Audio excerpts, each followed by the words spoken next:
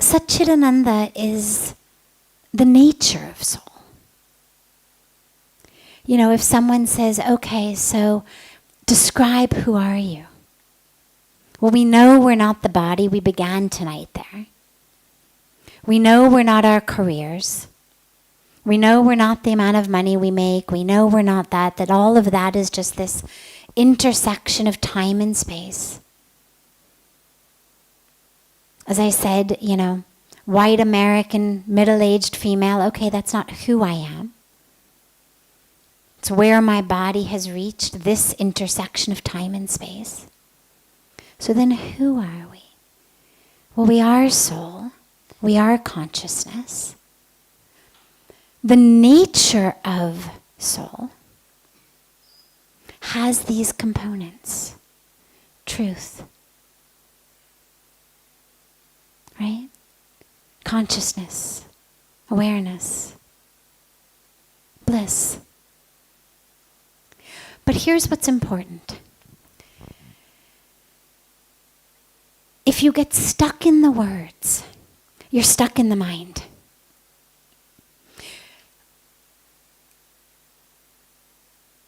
Doing too much of that with the semantics keeps us stuck in the thinking mind.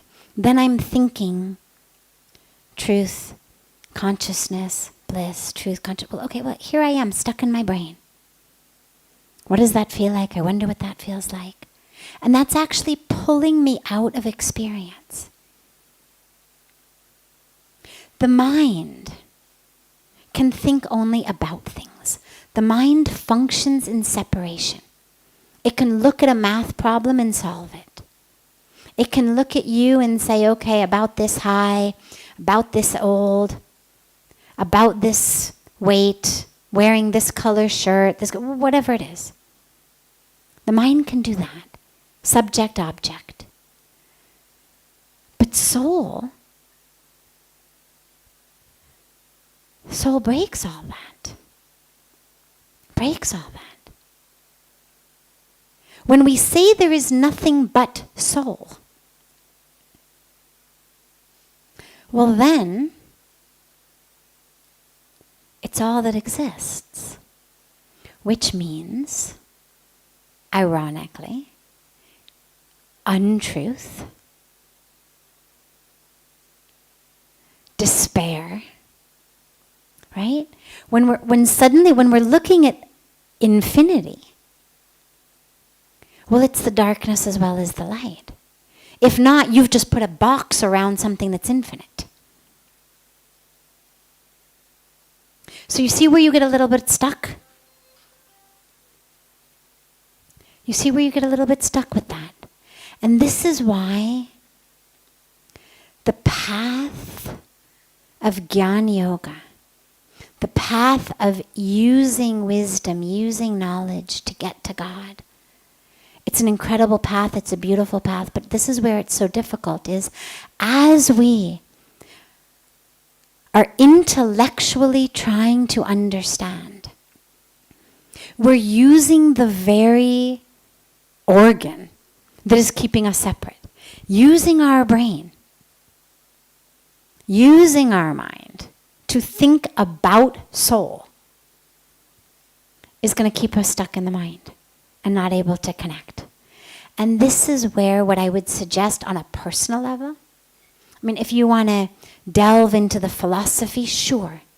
Delve into it, read about it, listen to it. But when you're meditating in your practice, make sure that you also have a practice in which it's just going in.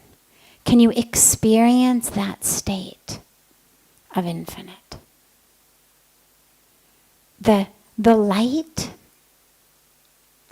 that includes the darkness, but that, by including the darkness, dispels the darkness. Because the darkness can't actually exist where the light is. So it's not light to the exclusion of darkness. It's not bliss to the exclusion of despair. It's not the, don't come near me with your bad mood because I'm in the middle of my, Satchidananda experience and you're going to blow it for me.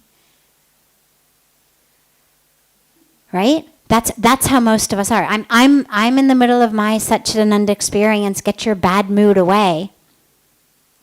Or I can't go there. I can't do that because it's going to disturb my peace. I'm so shant. I'm experiencing this beautiful peace. Don't come near me. Don't talk to me.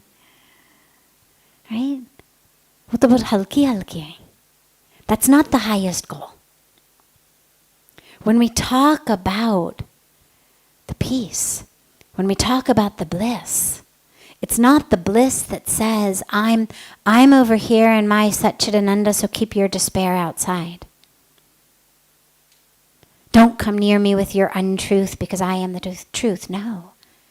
It's an expansion toward the infinite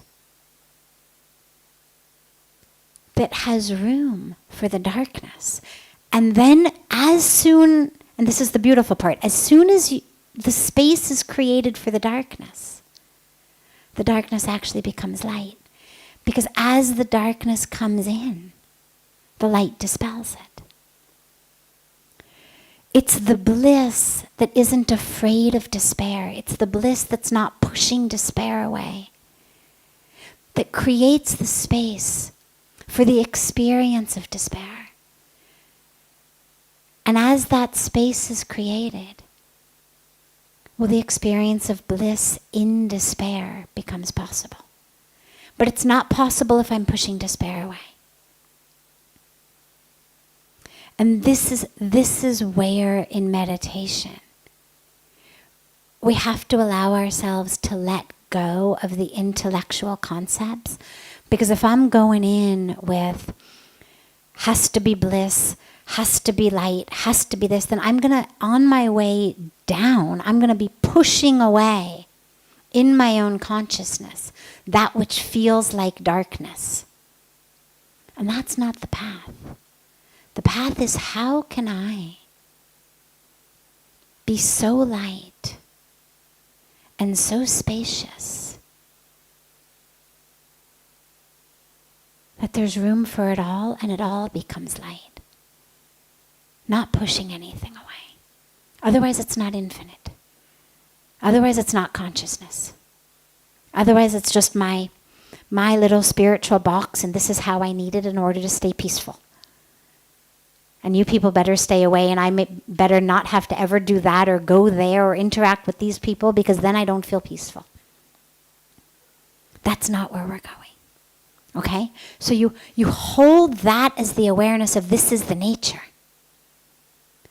But as I'm going to experience it,